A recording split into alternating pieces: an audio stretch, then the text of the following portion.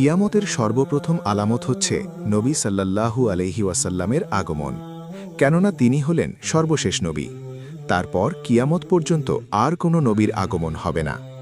নবী সাল্লাল্লাহু আলাইহি ওয়াসাল্লামের দুনিয়াতে আগমনের অর্থ হল দুনিয়ার বয়স শেষ হয়ে আসছে, কিয়ামত অতি নিকটবর্তী হয়ে গেছে। তিনি বলেন, আমি এবং কিয়ামত একসাথে প্রেরিত হয়েছি।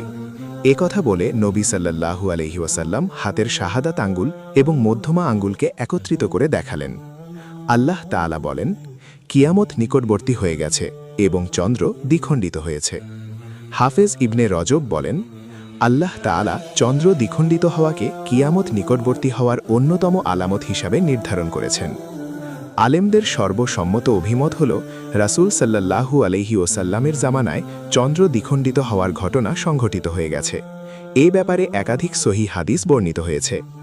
আনাস রাদিয়াল্লাহু আনহু বলেন, মক্কাবাসীরা যখন নবী সাল্লাল্লাহু আলাইহি ওয়াসাল্লামের কাছে নবুয়াতের প্রমাণ চাইল, তখন তিনি চন্দ্রকে দ্বিখণ্ডিত করে দেখালেন। নবী সাল্লাল্লাহু আলাইহি ওয়াসাল্লাম বলেন,